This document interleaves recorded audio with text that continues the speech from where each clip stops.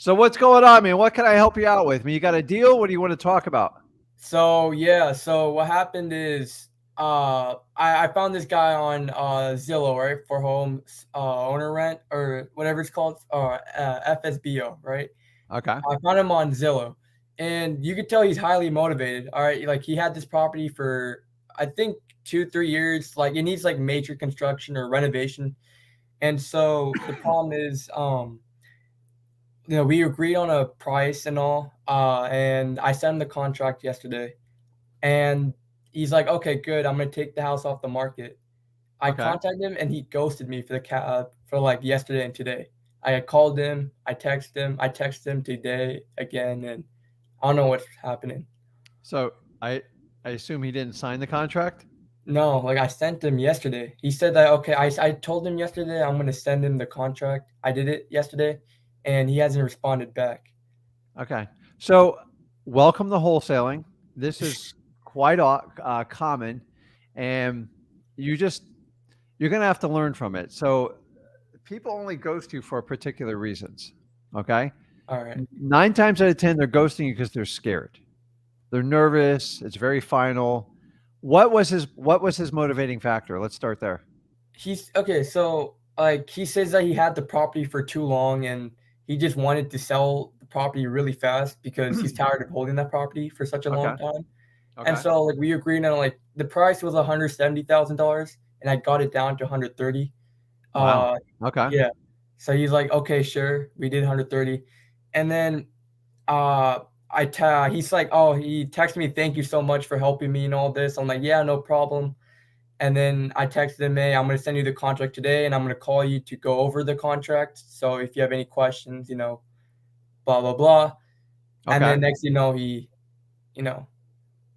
Okay. So are you ghosted me. doing this virtual or is it local? Virtual, yeah. Okay. This is going to be my first deal if he responds, but Okay. So somewhere you left room. So he was super excited to sign the contract. How are you getting it signed from him? I'll do an e document or e sign. So like Okay. I'll take the pic, scan the document, put my e signature on it, and then send it to him. So did you do that? I did that. Yeah, I emailed him. I even texted him through Google Voice that, "Hey, I sent it to you," and then he Okay. hasn't responded So yet. how long's it been? I sent him yesterday, so it already been like Okay. So you're going to have to go to the classic designs of, so let's talk about how we can fix this and then we'll talk about how we can prevent it. Okay. okay, So yeah. you got to find a way just to get in touch with the guy. And you're going to have to be ruthless about this. So Should I call him again? you got nothing to lose at this point, buddy. I would Alright, call him from a different phone number and just play stupid. He's okay. on your phone number. That's why he's avoiding it. No, He's because I avoiding use it. Google Voice. I never gave him my real phone number. I use Google Voice, so should Okay, I but he identifies you with one particular phone number. okay, okay, Okay. So if he's not answering that phone, then just switch phones, use another family member's phone, like whatever. I don't care. Here's the reality is in wholesaling, when you have someone that's hot in agreement on a deal, you yeah, got it's 48 hours. So you're what, 24 into it? mhm, After 24, 48 yeah, hours, yeah, after 24. 48 hours, you're dead. Just statistically, you're going to have a tough time. So you got to Okay, do whatever you have to between now and the next 24 hours to get in touch with the guy. I don't care what it is. You just got to get it. because I remember talking that you want the seller to come to you, not the other way around, You and do, so but here's yeah, the problem is you've already gotten to the deal. I yeah, assume you've run your comps and I'm making some assumptions here. If that's the yeah, right price, you got to get them just to signing and you have to close that gap because if you say nothing, you won't hear from them for weeks. okay, okay, Okay. yeah, Unfortunately, this is common, and I'll okay, give you I thought preventative measures. So you guys just try to fix it. So try to find the person on social media, DM, text. If you have to pay someone to drive by there, talk to them. It's a little bit more challenge when you're virtual, but okay. you got this is the opposite. You can't give this guy room. You've got to find a way to connect with him. And if I do call him with a different number and he doesn't pick up, then what? Dude, just hit him square in the eyes. Like, I mean, if you don't get him, you don't get him. There's nothing you can do. Okay. Have you already left him a message? Yeah, I already left him like yeah, today I left him, "Hey, if you have any your family members part of this contract, let me know so we could do this all Yeah. together." He hasn't So, responded back. so do you have a title company you work with? Yeah, yeah, yeah, I just got one yesterday. Yeah, Okay. yesterday. So use your title company as well too. Just say, listen, can you do me a favor and call this guy and ask them if you can you ask them, just tell them they're waiting on the contract to see if he signed it. And sometimes a third party, sometimes he'll tell the third party what his real problem is. Okay, okay. Because when you do that, guys, you can use this technique. They assumed you've spent money at this point and they feel bad. Okay. So So listen, yeah, you I'm gonna. whatever you got to do, but like whenever you have a verbal contract setting, especially virtual or physical, Yeah. um, you've got to close the gap in 48 hours, or you're a dead man walking. So if you don't contact him, you're not going to get a deal anyway. So if you contact him and you piss him off, you're going to lose a deal that you never really had anyway. So you have nothing to lose at this point. So I'm just telling you, he's either talked to someone, had a change of heart, or he's scared to death and he doesn't know how to ask you and talk to you. And then if you Yeah. get him on the phone, Rivon, just say, listen, John, like, did I do something that upset you? Blame yourself. Did I say something stupid? Okay. You know, and just go, do I smell like I say crazy stuff to people? Now, Yeah, yeah. obviously, I wouldn't do a smell because you're not there. But you got to contact with them. Now, if you're in a local market, dude, Okay. I'm getting in my car and if I got to wait 4 hours Yeah, in front of the house, I do it. I've done some crazy stuff. So you worked hard to get to this point. You got everything right. This is yeah. common when they do this. But guys, when you have a verbal, especially when you're working on a deal, you got 48 hours. It's like CSI. 48. After that, it just goes cold because as time goes by, just an hour turns into a day turns into a week, and then they're just gone. So I could ask my title company to call the guy. Like I Oh know yeah, that you. Okay. every trick you got in the book, man. Okay. Hey, I'm with Sunshine Title. Okay. Rivon told us about the contract. We helped get the whole contract ready. Did you sign that? Can you send it over? No, he hasn't signed it yet, so that's why. Like I sent him the I contract. know. That's what you say. Yeah. Just say like she's waiting for it. Like sometimes you do it from a third party, especially Yeah. from a lady versus a guy. Yeah. It can jolt people like, oh my God, dude, this guy spent money with a title company. Because But he might tell him, listen, either way, either he's going to send the contract or he's going to say, I don't want to do this right now. okay. The worst is when he doesn't respond because you have no idea which way this is going. Now, Okay. somebody might have sabotaged your deal and you need to be prepared with that one too. Sabotage. Because he just said like, hey, I believe and I trust you. What you say, and I'll take the house off the market. So I'm like, oh, okay, this must be like a guaranteed deal.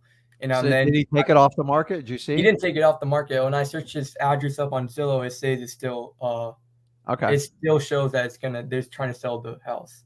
So after the 48 hours, maybe even like Saturday, Okay. I play stupid and renegotiate with him. Just go back. Okay. If the house is on the market and he's answering his phone, just kind of go back. I go, hey, wait a minute. I go, didn't I talk to you, John, last week? Actually, I think I sent you a contract. We don't have to do this all over. Let's just do the deal. And then, listen, he's got something going on. You just got to find out what it is. Yeah, plus I know he said that he doesn't live in Wayne because I got it in Wayne County, right? So he lives in Wayne County, his property is, but Yeah. he lives somewhere outside of the country. I think he lives in the Middle East or something. Yeah. So Listen, so he could have other stuff going on. maybe, yeah. So just make it super simple. And I will tell you this, guys, when you get somebody on the phone, especially sellers that have a history of ghosting you. Yeah. By the way, when they ghost you once, they'll do it 2 or 3 more times, and they'll do it towards the closing. Say, dude, stay right there. Are you on your computer? Yes. Are you in your email? Yes. Okay, I'm sending it right now. Tell me when you got it. Okay, click the sign button. Let me know when you do it, and I'll get confirmation. I got to get this out of the way. Yeah. And then once I get this out of the way, they can do all the paperwork, the title company, and I'll call you when it's ready to close, and we'll get this thing done so I can get you your money. That's it. Oh, okay. But like sometimes you got them on the phone, you got to walk them through it. Yeah, that's what I was saying. That's why I wanted to call him and walk over the contract with him. Yeah. Just And then, so especially if you have somebody that's not in the same country. yeah. A lot of times when I get older people and they're outside the state that where I'm buying the property, and say like the property's in Florida and they're in Utah, a lot of them, like you've got to know your audience. Okay. Some people are just. You ever met someone that's so technology challenged they struggle just to turn the computer on? Yeah. Yeah. There's people out there like that, and they get a lot of anxiety, and they're like, dude, you can go old school. You go over to the post office, about $25, and you stick everything in hard copy with like yellow markers and just get it signed. I still to this day still do a lot of hard copies because older people like that. Okay. Yeah. They can't deal with the electronic. Like, I don't even know what I'm doing. I'm like, okay, listen, I'm going to send you both. Whichever one you're more comfortable with and you can get done quickly, let me know. And the neat thing with the tracking is you can tell the day they drop it back in the mail to you. Mm-hmm. So you send them everything. And here's a little clip tip. If they can't open an email and like get DocuSign, don't try to send them the documents to like print it on their own because they'll struggle just as bad with the printer. So stick Okay. everything in that. It's $25 to Okay. overnight it anywhere in the United States. And honestly, it's a pretty good damn insurance policy.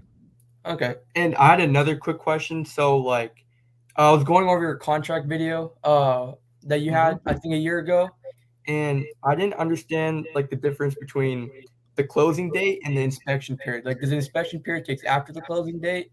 Because Okay. sometimes I'm confused about that. Yeah. So an inspections always should most likely is going to be before the closing date. So Oh, an inspection period is just basically your time to kick the tires and see if you want to dance with this deal. oh, okay. So Okay. if the closing date's October 1st, that means the inspection period has to be before October 1st. Am I right? Yeah, I mean it's you. Okay. I mean you really can't have it past it. So everything's negotiable. Okay. So here's a rule of thumb: if you're not getting the best price you can on the house, meaning you know it needs to go down further, or like you know the roof's bad, but they keep saying it's good, or the AC's bad and they keep saying it's good, you can put it under contract. But listen, I'm gonna have to come back and take a serious look at the AC and that roof. I Mhm. don't think it's good unless like so maybe I'll get an expert in here to show me the difference. Why I'm doing that is because between the roof and the AC, that could be a $20,000 to $25,000 discount. Okay. And if it needs replacing, your buyers are going to know it, and you don't want to. So many wholesalers think they have a deal when you got a bad roof and a bad AC. You don't even have a deal anymore. Like you could get Yeah. killed. So if I have to do that, I'll give the seller the higher price. I know there's a 90% chance the roof and the AC is bad because it's 95 degrees and I'm in the house Yeah. and the roof's leaking water through it and she's telling me it's just fine. I'll put it under contract and go, listen, I need a 2-week inspection period. I know I'm going to get a better price on that house, but I might as well put it under contract, play the game a little bit and get a better deal. The other way is they give you a really good price up front. Mhm. I don't really care about the inspection period if I know it's really good. Okay. Like Yeah. Okay. I see. I buy some properties 30, 40 cents on the dollar. It doesn't happen a lot, but when it does, Mhm. I don't give a flying anything about the inspection period. So the inspection there is to give you safety. Okay. So you can do your due diligence on the property. Okay. The only ones we try to stay away. Now, I'm not inspecting a house like a homeowner. Yeah. I'm not looking at the drywall and stuff like that. I'm looking at the roof, structural. I go over to the electrical panel. I look at the air handler. I look at the compressor, and you can look for the major items. And Okay. that's what we do. The only thing that freaks us out here, mostly in Florida, are Mhm. cracked foundations. They're a problem. They're a nightmare. It's like a sinking house, and you can't throw enough money at it to make it right. And for those ones, I'm getting out every time. I don't even care if I'm past an inspection period because the sellers always know it. So your inspection period should be somewhat negotiable. Okay. Real Okay. estate prices are not going up. If anything, they're going flat or sideways. So the good news is, I don't think this guy is getting a better offer than you're giving him. I Mhm. don't think you're really at risk of that. Number two, the market's shifting drastically, and it's not in the positive for the seller. It's going down. So you want to incentivize them by like doing a deal as much as you can. And listen, when you get a deal and you can't quite figure it out and you're Okay. uncomfortable, make the inspection period as long as you can humanly get away with. Yeah, I'm gonna do like 40 days because since Yeah, I'm like because new to this. someone I look at it, I'm like, I need 90 days. They're like, what are you crazy? I go, dude, look at the house. Yeah, because his house, like Yeah, the interior is like all messed up. Like it needs like full on renovation. But that's why I might do 40 or yeah. more.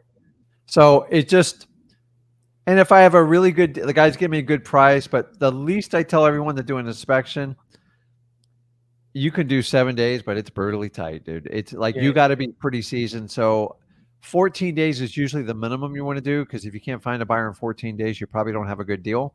Okay. And I've done stuff as long as 6 and 9 months. Like sometimes properties are just so messed up. The longer you make the inspection period, the more options you have. I'm not looking to screw people, but Yeah. I don't even know if that house is structurally sound and it's hard and it's going to take me a little time to verify some of the stuff. Some people, they just don't care. You know why? Because the property's already set 6 months to a year. What's another month or two to them? Okay.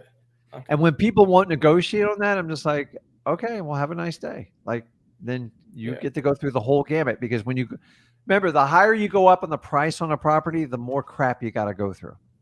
And so when people know they got a crappy property, they've already tried to unload it, they can't do it, and like you come around, like you can just remind them, like, we don't want to play this game anymore. So the guy's playing a game with you. Yeah. So I try everything to try to get a hold in the next 24 hours, and then you're going to have to keep him like focused and on point. And part of the rule is, even after he signs the contract, right, and he decides that he wants a better price, isn't part of the rule that that property is mine now since he signed the contract? I'm not sure if I'm getting this right. So your contract is just a contract. So you can enter. Contract law is essential to the United States. Okay. And so basically, our wonderful federal government recognizes that every state has the right to enter into a contractual agreement without interference from the United States government. Okay. It is a fundamental right of our Constitution. Okay.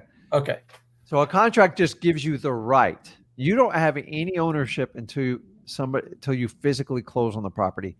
You basically own that contract at that point, and that is what you're selling. Mm-hmm.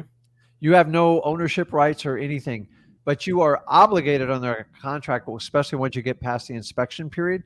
So normal real estate, they do inspection periods anywhere from 3 days to 30 days, sometimes 90 on like commercial properties. Mm-hmm. But there's no obligation until you buy the property. Now, if you don't buy the property, then they have that contract and they can use it as a weapon against you. Okay. So take the example of like Elon Musk. Okay. He owns Tesla and he entered a contract to buy Twitter, right? Yeah. Okay. So part of the contingencies on it is they had to meet certain thresholds for inspection. So they had to verify the amount of bots, all this other crap. So both parties are disputing, listen, Elon overpaid for it, but he's trying to get out on a technicality, and they're going to go to court. Now, he's not responsible for Twitter, but Twitter's going to sue him for damages. But the problem is he's in a contract where if he backed out, he loses $1 billion. He don't even want to lose his $1 billion anymore. It's kind of weird. So you're never forced, like when you're in a contract with someone, you're never forced to buy it. But the purpose of the contract is to use leverage for people's intent. So if you write a contract and never do anything, you don't follow up, you don't get out of it, that seller has a right to take that contract to an attorney. An attorney files a motion, and then they're going to sue you on breach of contract. And then they have to go through depositions. They have to show all the paperwork. And then they're going to dig in to see if you had the intentions. And if they felt like you wrote a reckless contract and never had the ability to close or do anything with it, the judge is going to award the seller damages. And that's why you just don't want to enter in contracts haphazardly, because the purpose of contract is to keep people honest. If you don't close, the other person can take that contract and sue you, and they're most likely going to win, unless you can share information that you're missing on it. So you don't have any rights till the day you fund it and they sign the deed over you. But you have contractual rights. And remember, as a wholesaler, we're selling those contractual rights. That's what the real value is. So when you write a contract, you kind of own that contract, and you got to make a decision if you're going to honor it, sell it, or get out of it. And that's the point of having an inspection period. Guys, the longer the inspection period you get, the more options it gives you. But keep in mind, good deals usually don't have giant inspection periods. So it's like a catch-22. So if you can get a huge inspection period and a huge discount, then you're really good at wholesaling. But it does happen, but you always want to ask for it. So anything else? No, that's it. You helped me so much. I'm gonna start. Okay, go find that seller. You got 24 hours. You got it? All right. Thank you so much, Rick. Okay, man. I'll see you, bud. See you.